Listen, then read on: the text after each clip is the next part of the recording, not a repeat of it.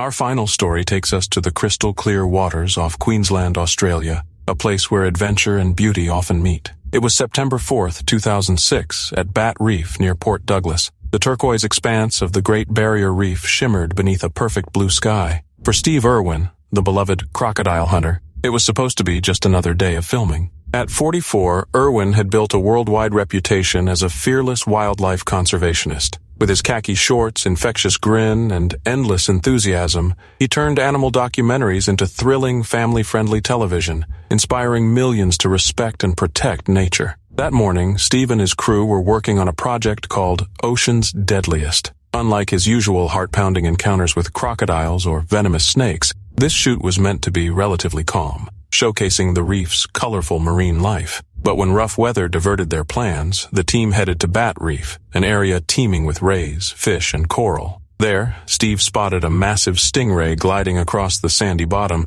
and decided to get a close-up for the cameras. Stingrays are typically shy and rarely attack humans, so the moment seemed like a safe way to capture more footage. With cameraman Justin Lyons filming, Steve floated just above the 7-foot ray. At first, everything appeared peaceful. Then, in an instant, that calm dissolved into chaos. The stingray whipped its muscular tail upward, driving its sharp barb into Steve's chest again and again. A rapid, defensive reflex triggered when the animal felt cornered. One strike pierced directly into his heart. Lyons later described the attack as a blur of motion, like hundreds of strikes in seconds. Steve, who had faced down some of the planet's fiercest predators, was gravely wounded by a creature few would consider dangerous. The crew pulled him from the water and rushed him back toward their boat, desperately performing CPR. But the damage was catastrophic. Steve's final words, as remembered by Lyons, were heartbreakingly simple. "I'm dying." Within minutes, the man who had made the world fall in love with crocodiles, snakes, and sharks was gone.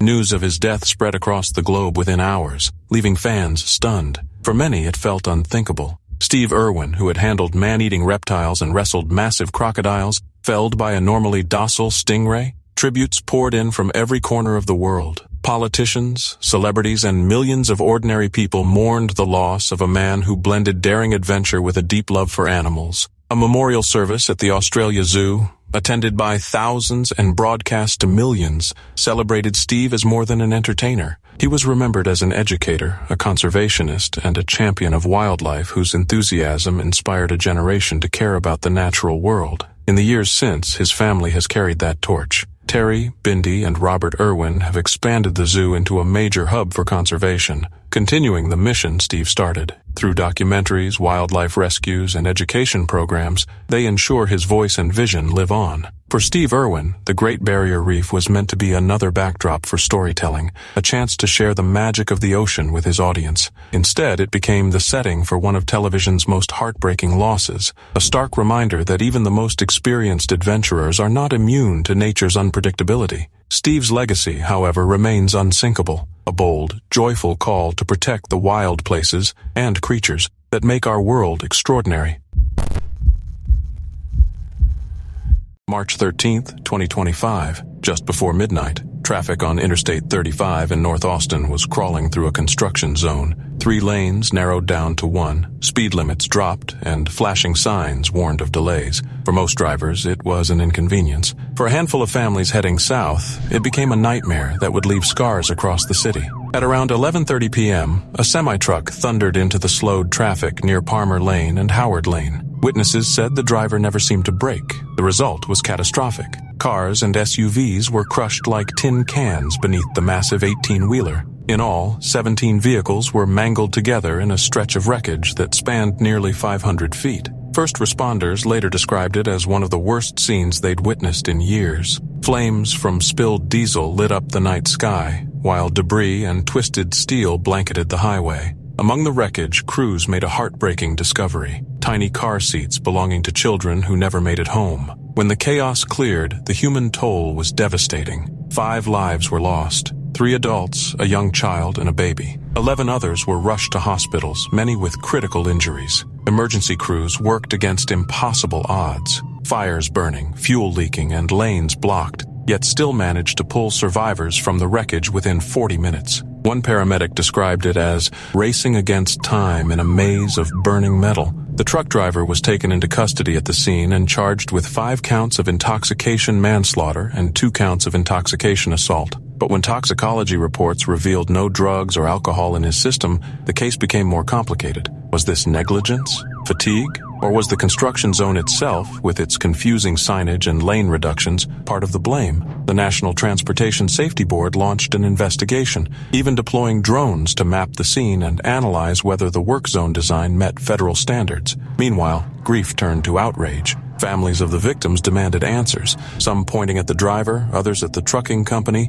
and still others at the state for failing to safeguard one of Texas's busiest highways. Photos of burned car seats and crushed vehicles spread online, amplifying the public's anger. For Austin, the tragedy became a scar on I-35, a road already notorious for danger. 5 lives were erased in seconds, and while investigators search for accountability, one chilling truth remains. Construction zones are danger zones, and a single mistake can destroy dozens of lives.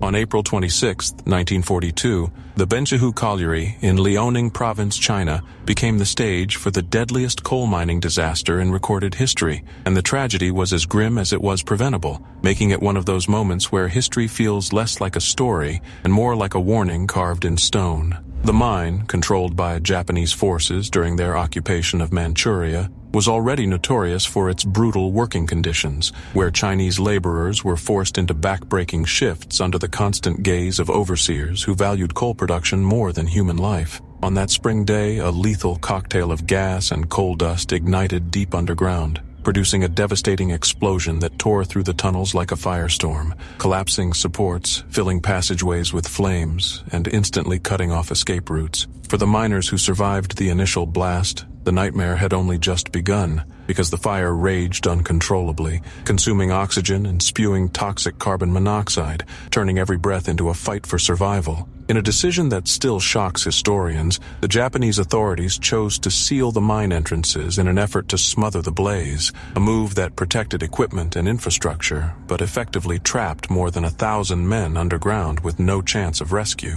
Survivors later recalled the horrific reality as some workers suffocated within minutes while others clung to life in pitch darkness as poison gas silently overtook them. When the mine was finally reopened, the true scale of the disaster emerged with 1,549 miners having lost their lives, a death toll so massive that it still stands as the worst coal mining disaster ever recorded. Yet, beyond the staggering numbers lies a story drenched in wartime cruelty, because many of the dead were not simply workers, but conscripted laborers with little choice in their fate, people whose lives were treated as expendable in the machinery of war and industry. Contemporary reports from Japanese officials at the time downplayed the tragedy, focusing on production losses rather than human suffering, while local families grieved in silence, their voices muted by the political realities of occupation. Over the years, the Benxihu disaster has come to symbolize not just the dangers of coal mining, but also the devastating consequences of prioritizing profit and control over safety and dignity. Mining, by its very nature, is dangerous work, but history has shown that disasters on this scale almost always come from negligence, lack of preparation, and callous disregard for human lives, and Benxihu is perhaps the clearest and most haunting example of all. Imagine for a moment how different the story could have been if the miners had been given even the most basic protections, proper ventilation, or the chance to escape rather than being sealed in like expendable parts of a machine. Instead, the disaster became both a human tragedy and a moral indictment, a reminder that the price of neglect is often measured in lives rather than dollars. Today, when historians or safety experts look back at Benxihu, it is not just the number 1,549 that shocks them, but the circumstances that allowed it to happen in the first place, such as forced labor, inadequate safety measures, and a mindset that valued coal over people. The miners who perished in Benxihu never got the recognition they deserved during their lifetimes, but their story has endured as a stark lesson, reminding the world that progress and power built on human suffering is a fragile foundation destined to collapse.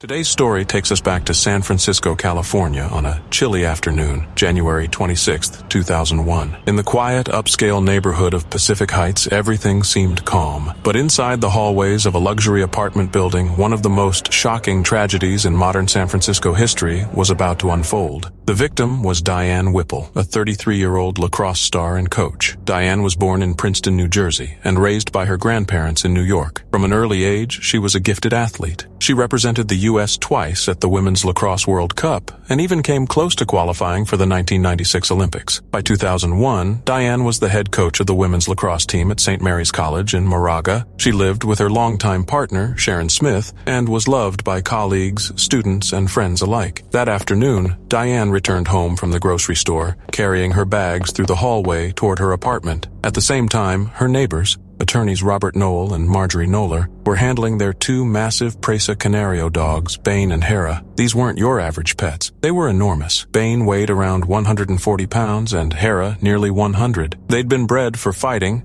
and had ties to Paul Cornfed Schneider, a violent Aryan Brotherhood gang member serving life in prison, whom Knoll and Knoller had strangely befriended and adopted. For months, residents in the building had complained that the dogs were dangerous. Some neighbors reported being bitten or threatened. A dog walker had even warned Knoller to use muzzles, but nothing changed. As Diane walked past, Bane suddenly lunged. What followed was terrifying. Witnesses later said they heard Diane's screams echo through the hallway as the huge dog attacked. The assault was brutal. She suffered 77 bite wounds to her arms, legs, and torso, with only her scalp and the soles of her feet untouched. Her throat was torn open. Neighbors tried desperately to pull the animal off, and emergency crews rushed Diane to the hospital, but it was too late. She died from massive blood loss. That same day, Bane was euthanized. Hera was seized and later put down as well. Public outrage exploded. These weren't stray animals. They were known threats, and their owners had been warned again and again. By March 2001, both Knoll and Knoller were charged. Knoller faced second-degree murder and involuntary manslaughter, while Knoll was charged with involuntary manslaughter. Both were also convicted of keeping a dangerous animal. The case was so high-profile, it had to be moved to Los Angeles. Knoller tried to claim she'd attempted to stop the attack, even suggesting that Diane's perfume might have triggered the dogs, a comment that only fueled public anger. In 2002, she was convicted of second-degree murder under implied malice, meaning she knew the risk her dogs posed but ignored it. After years of appeals, her conviction was upheld, and in 2008 she was sentenced to 15 years to life. Knoll served a 4-year sentence, was paroled in 2003, and died in 2018. Sharon Smith later filed a civil suit and won $1.5 million, donating part of it to St. Mary's lacrosse program. The case set a legal precedent, proving pet owners can face serious criminal charges if they knowingly put others in danger. For Diane Whipple, a life filled with achievement and mentorship ended just steps from her own front door. A horrifying and completely preventable tragedy.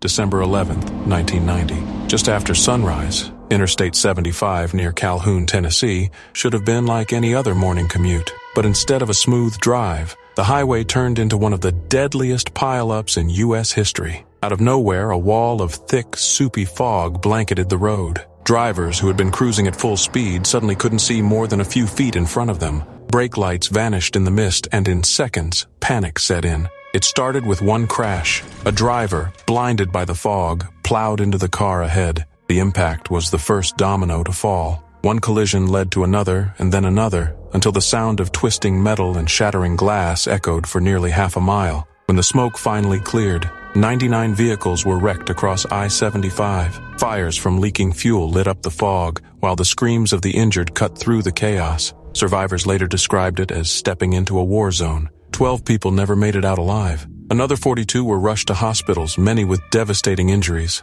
Some stumbled out of their cars dazed and bleeding, only to hear more crashes piling up behind them in the fog. First responders fought desperately to pull people from burning vehicles, but the zero visibility and constant explosions turned the rescue itself into a nightmare. Sarah Miller, one of the survivors, recalled the terror years later. I slammed on my brakes as hard as I could when I saw those dim red lights ahead, but it was no use. The next thing I remember was a loud crash, and then everything went black. Investigators from the National Transportation Safety Board later confirmed the obvious trigger. Visibility had dropped to almost nothing in a matter of seconds. But the bigger mystery was why that stretch of highway was so vulnerable. Some pointed to the natural geography, the valley and the nearby Hiwassee River trapping fog. Others believed emissions from a local paper mill worsened the conditions. Lawsuits were filed, and the mill eventually paid millions in settlements. Though no single cause could ever be definitively proven, the disaster did force change. Tennessee later installed one of the nation's first fog detection systems, complete with flashing electronic signs, warning lights, and even barrier gates to shut down the highway. Cameras were eventually added for real-time monitoring, but for the families of the victims, those safety measures came far too late. The I-75 fog crash of 1990 remains a chilling reminder that sometimes nature holds all the cards, and human lives can be shattered in an instant. The Hawks Nest Tunnel disaster is one of those grim industrial stories that feels ripped from a dystopian novel, except it was horribly real and played out in the early 1930s in the small town of Gauley Bridge, West Virginia, when a project that was supposed to bring progress ended up writing one of the darkest chapters in American labor history. It all started with Union Carbide deciding to bore a tunnel through Gauley Mountain to divert the new river for hydroelectric power. A seemingly impressive feat of engineering that turned into a death trap for hundreds of workers. The job itself did not sound too insane at first, as the plan was to dig a 3-mile tunnel through solid rock. But the rock was practically pure silica. And when you drill through silica without water or ventilation, you are not just making a tunnel, you are basically creating giant invisible death clouds. Those clouds filled the lungs of the mostly poor men hired for the job, many of whom were African American migrants looking for work during the Great Depression. Instead of being given masks or any kind of protection, they were shoved into the dust storm with shovels, drills, and desperation, and within weeks people were coughing, wheezing, and suffocating from the inside as silicosis, an incurable lung disease, shredded their bodies. What makes this even worse is that the company knew silica dust was dangerous. The science was not some futuristic mystery, but keeping production fast and cheap mattered more than keeping workers alive. The deaths piled up quickly, yet officials tried to brush it under the rug. Some estimates say around 476 deaths were officially recorded. But survivors, families, and historians agree the real number was probably closer to 700, maybe even over 1,000, making it not just a workplace accident, but arguably the worst industrial disaster in United States history caused by occupational disease. The way it was handled only adds to the tragedy, because many of the dead black workers were buried in unmarked mass graves, their stories erased while Union Carbide cashed in on the project and the local community lived with the haunting legacy. The disaster sparked outrage among labor advocates and eventually forced the conversation about occupational safety into the public eye, leading to serious recognition of silicosis as an industrial disease. But at the time, the victims and their families were left with little more than grief, poverty, and scars of neglect. Even today, if you visit the area, the story is not front and center like you would expect for such a massive loss of life. It is remembered in patches, in poems like Muriel Rukeyser's Book of the Dead, in local whispers, in a scattering of memorials. But the echoes of those men gasping in dusty darkness still feel heavy because the disaster was not some freak accident of fate, it was preventable. It stands as a chilling reminder of what happens when human lives are treated as expendable in the name of progress. While the Hawks Nest Tunnel looks like just another piece of Appalachian engineering, its true legacy is a cautionary tale carved into the lungs of the men who built it and buried beneath the silence of unmarked graves. It is a story that deserves to be remembered not only for its tragedy, but also as a warning about the cost of greed and negligence when safety is ignored.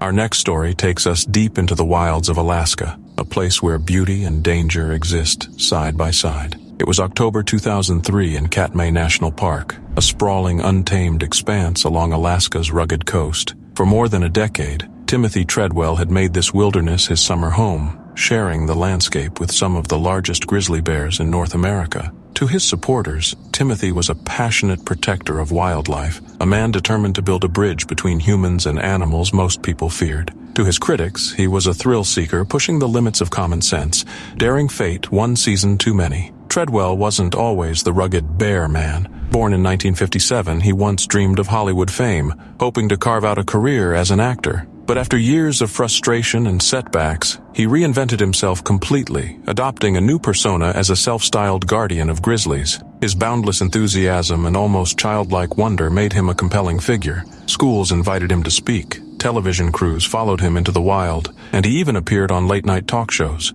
Alongside a friend, he co-founded Grizzly People, a nonprofit aimed at educating the public about bear conservation. With a video camera always in hand, he recorded nearly every moment of his life among the bears, creating an extraordinary archive of their world and his own. By the summer of 2003, Timothy wasn't alone. He was joined by his girlfriend, Amy Huguenard, a 37-year-old physician's assistant from Colorado. Amy admired Timothy's dedication, but never fully shared his comfort around the massive predators. She often felt uneasy in Katmai's remote corners, yet her affection and loyalty kept her by his side, even when the wilderness felt threatening. That fall, the pair set up camp at Kaflia Bay, a harsh and isolated area far from rangers or other visitors. It was late in the season, a dangerous period when bears become increasingly aggressive, competing for scarce food before hibernation. Typically, Timothy ended his expeditions by late September, but that year he chose to extend their stay, hoping to capture more footage of the animals he adored. On the evening of October 5th, disaster struck. A massive male grizzly, later identified as Bear 141, emerged from the shadows and lumbered into their campsite without warning. What followed was pure horror. Their video camera, left rolling with the lens cap still on, caught only the sounds. Timothy's panicked shouts, the bear's deep guttural roars, and Amy's terrified screams as she tried in vain to drive the animal away. The attack lasted only a few minutes, yet its outcome was devastating. When rangers finally reached the remote site, they discovered a grim tableau, the remains of both Timothy and Amy lying near their collapsed tent. A severed arm, still wearing Timothy's ticking wristwatch, was found nearby. Inside the stomach of Bear 141 were human remains and scraps of clothing, leaving no doubt about the violence that had unfolded. For safety, a younger bear seen lingering near the camp was also euthanized. News of the tragedy spread quickly, shocking the world. Katmai had gone 85 years without a single fatal bear attack.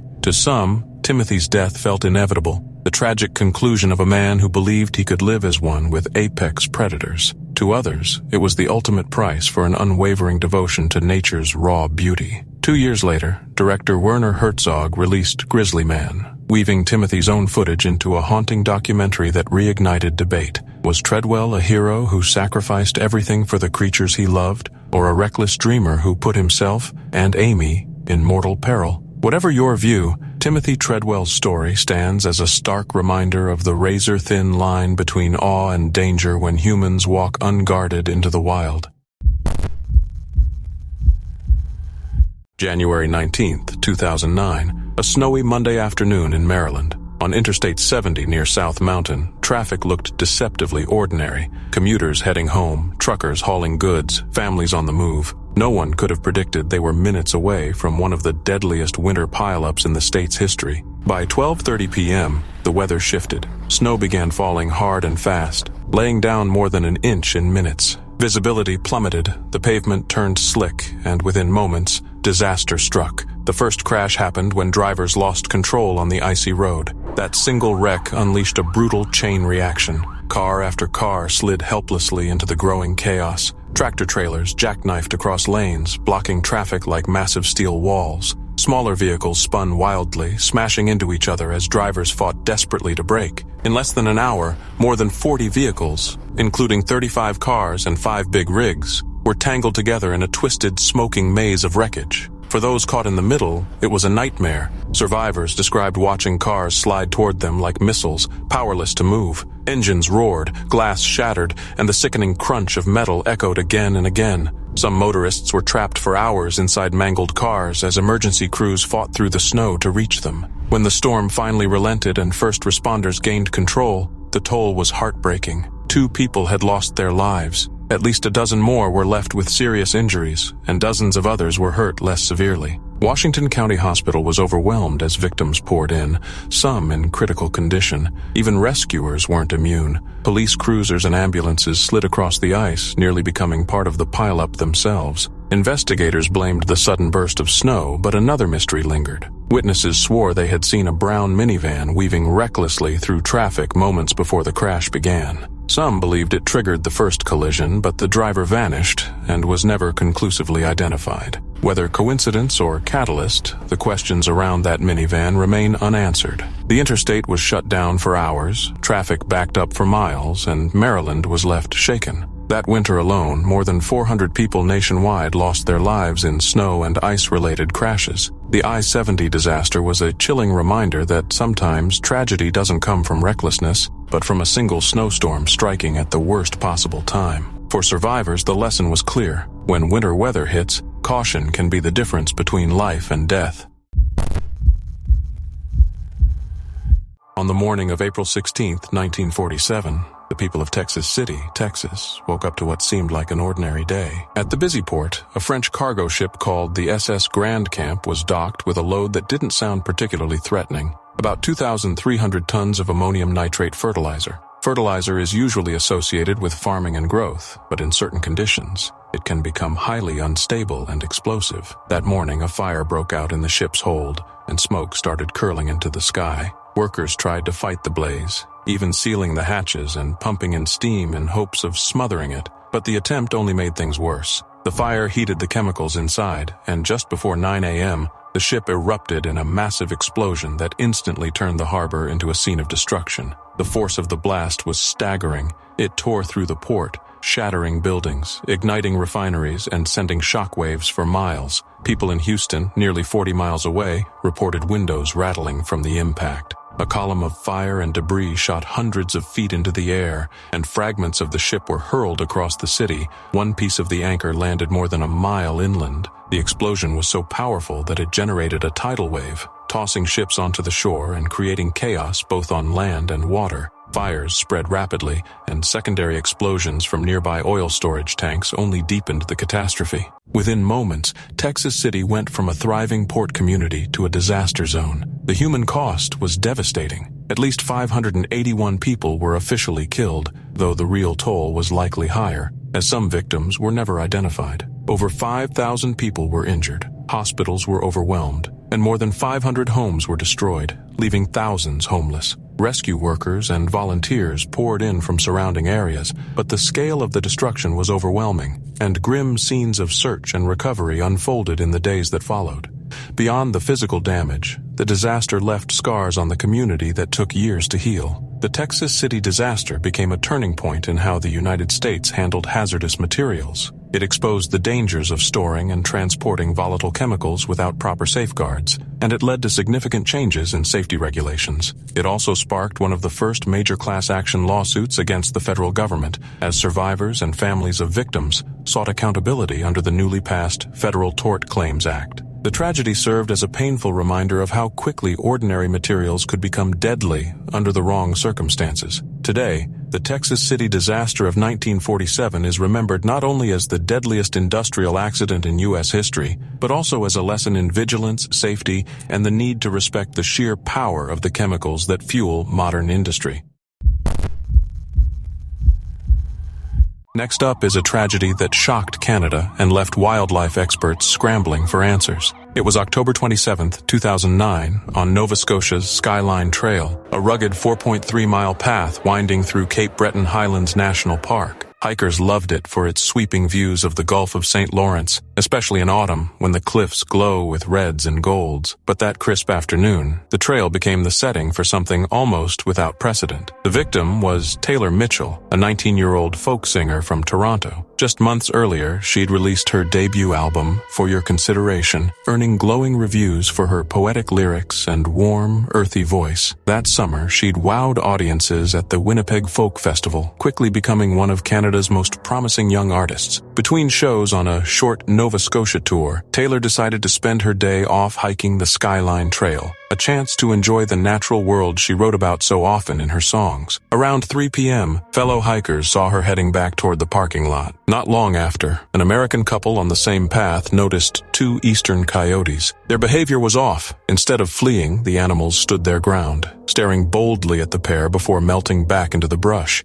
Moments later, desperate cries echoed from deeper in the woods. Taylor had been attacked. At least 2 coyotes had gone after her as she walked alone. Scattered across the trail were her keys, a small pocket knife, and torn clothing, chilling signs of a frantic struggle. Farther down, hikers found her gravely injured, bleeding heavily, with one of the coyotes still hovering nearby. They managed to drive the animal off long enough to call for help. Paramedics rushed Taylor to a hospital in Cheticamp. Then she was airlifted to Halifax's Queen Elizabeth II Health Sciences Center. Doctors worked tirelessly, but her wounds were catastrophic. That evening, she died from massive blood loss. She was just 19. Investigators later confirmed the unthinkable. This was the first recorded case of an adult killed by coyotes in Canada, and only the second fatal attack on an adult in all of North America. Typically, coyotes are shy and avoid people, so why had this happened? Some experts speculated the animals might have been fed by visitors, losing their fear of humans.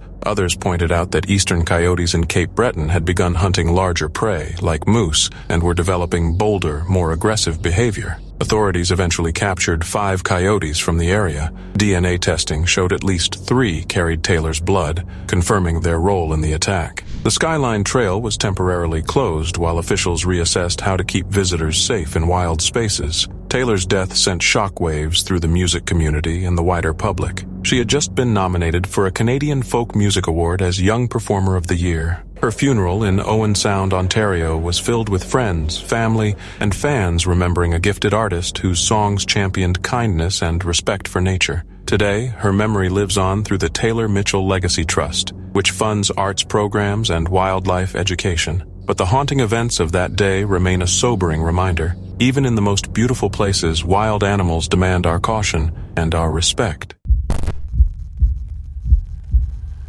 November 29th, 1991. The Friday after Thanksgiving, a day meant for family leftovers, holiday shopping, and long drives back home. On Interstate 5, just north of Coalinga in California's San Joaquin Valley, traffic was heavy but moving smoothly. Then, without warning, the sky turned brown. A violent dust storm, driven by 60-mile-per-hour winds and years of unrelenting drought, swallowed the highway whole. In seconds, visibility dropped to nothing. At 2:23 p.m., the first crash was reported. A driver, blinded by the swirling haze, slammed into the vehicle ahead. That one collision set off a chain reaction that would spiral completely out of control. In just 6 minutes, 33 separate accidents unfolded, tangling 104 cars, trucks, and tractor-trailers across a mile and a half of highway. Vehicles jackknifed, piled into one another, and some erupted into flames. Survivors would later say it felt like stepping into a war zone. Burning trucks, twisted wreckage, and bodies lying across the road.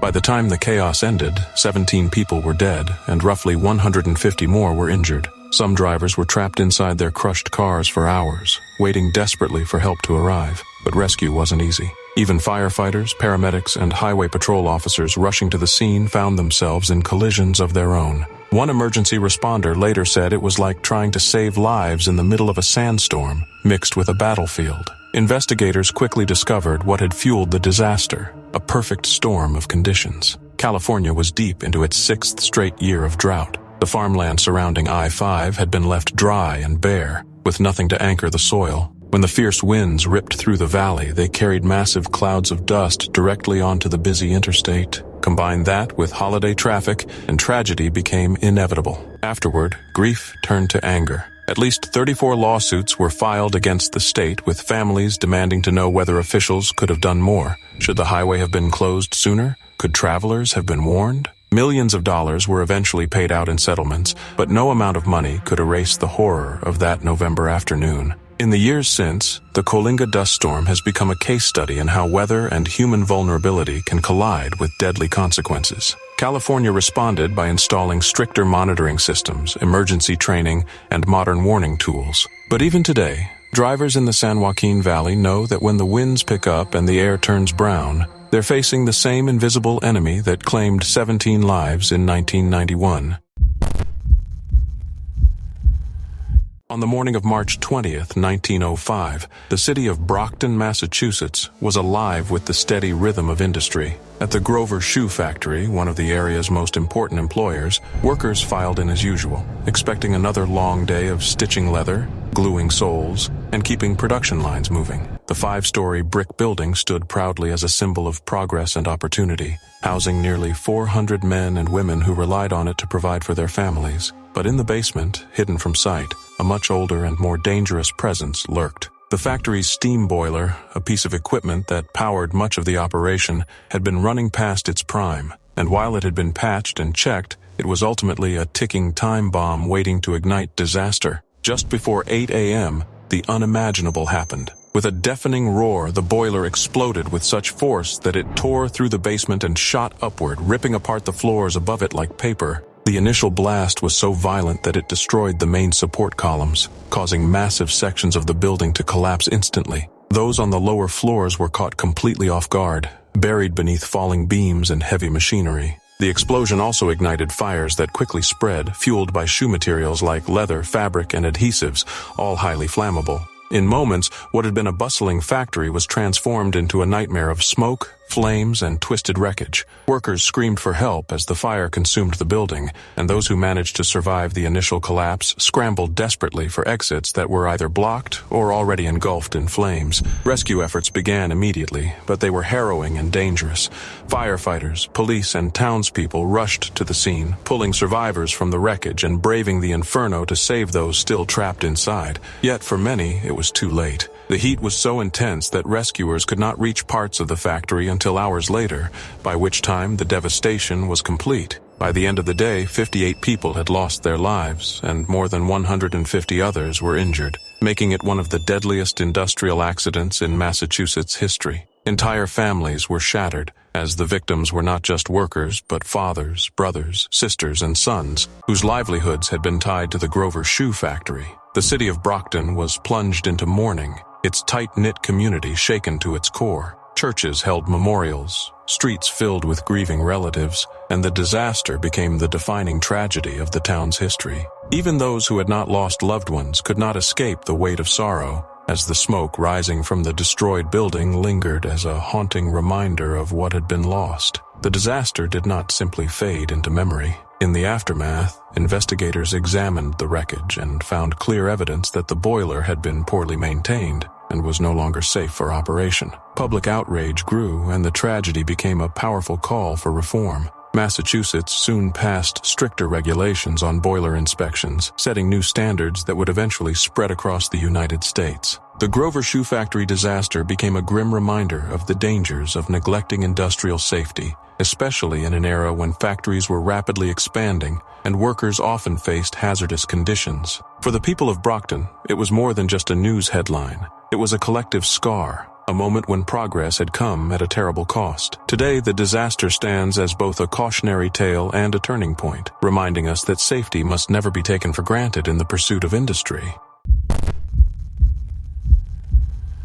Our next story takes us to the heart of Africa, where a peaceful safari turned into a scene of unimaginable tragedy. It was August 2001 in Kenya's Tsavo East National Park, a vast, sun-baked wilderness known for its elephants, lions, and sweeping savanna. Among the tourists exploring its beauty was Jacques Jackie Boxberger, one of France's most celebrated middle-distance runners. Born in 1949, Boxberger had risen to stardom as a teenager. At just 19, he shattered the world junior record in the 1,500 meters and competed in the 1968 Olympic Games in Mexico City, placing 6th in the final. Over the next 2 decades, he became a fixture in international athletics, running in 4 Olympics between 1968 and 1984. He twice won the Paris Marathon, took the Marrakesh Marathon in 1987, and collected multiple French national titles. Even a serious knee injury during military service couldn't dim his determination. By the time he retired,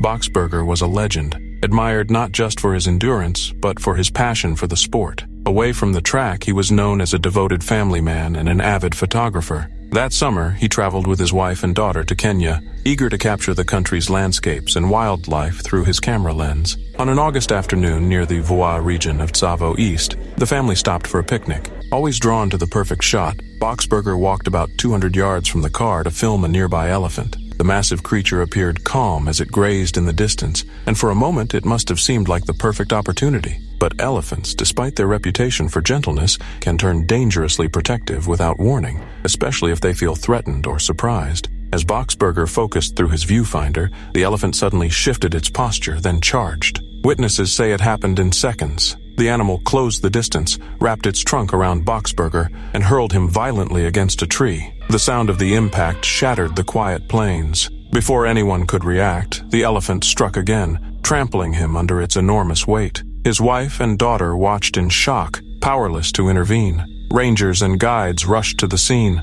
but it was too late. Boxberger died from his injuries at the age of 52.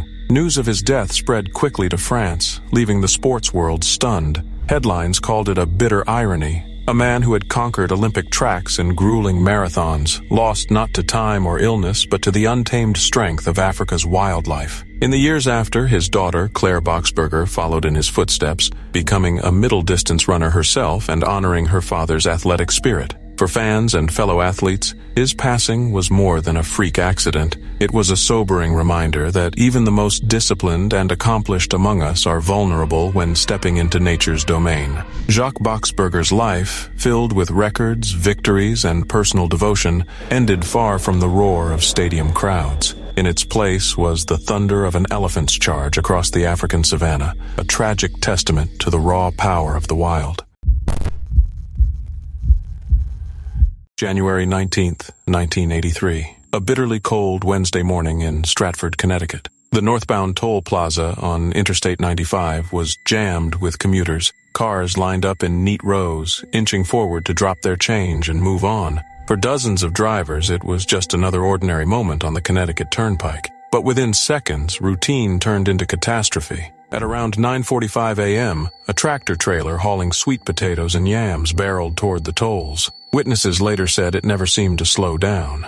Investigators would debate whether the driver, 37-year-old Charles Elletts, had fallen asleep at the wheel or whether his brakes had failed. Either way, the outcome was devastating. The massive truck slammed full force into the line of cars waiting in the exact change lane. The collision was explosive. 3 cars were crushed instantly. Fuel tanks ruptured, and a fireball shot into the winter sky. Toll collectors dove for cover as flames engulfed the booths and vehicles. The entire plaza shook from the blast. One survivor compared it to a bombing. There was fire everywhere, people screaming, cars stacked on top of each other. It felt like a war zone. By the time firefighters extinguished the blaze and pulled victims from the wreckage, 7 people were dead, including women and children. Several others suffered horrific burns and injuries. Among them was a young boy who clung to life for days on a ventilator before tragically passing away. His short life ended in the cruelest way imaginable. The truck driver survived and was charged with negligent homicide.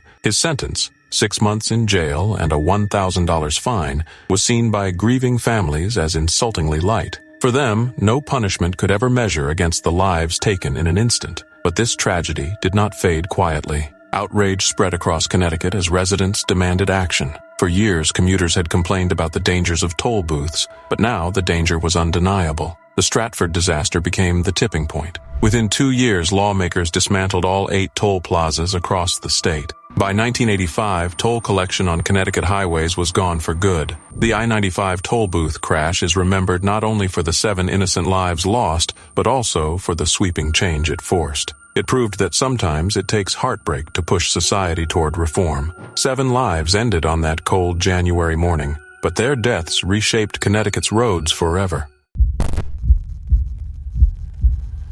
The story of the Monongah mining disaster of 1907 is like something out of a dark industrial-era nightmare, the kind of tragedy that makes you stop and wonder how people ever signed up for this job in the first place. Picture a small West Virginia town, cold December morning, and hundreds of miners, many of them immigrants from Italy, Hungary, Poland, and other parts of Europe, heading down into the Fairmont Coal Company's mines number 6 and No. 8. These guys were the backbone of the industrial boom, digging out coal to fuel America's rapid growth. But on December 6th, everything turned into chaos. At about 10:30 in the morning, a massive explosion ripped through the underground tunnels, sending shockwaves that shook the ground above like an earthquake. Houses rattled, windows shattered, and people in the town rushed out thinking the world itself might be splitting in two. The blast was caused by a lethal mix of coal dust and methane gas, which in a poorly ventilated mine is basically like stacking dynamite and waiting for someone to strike a match. The explosion ripped through the mine shafts, collapsing tunnels, blowing machinery apart,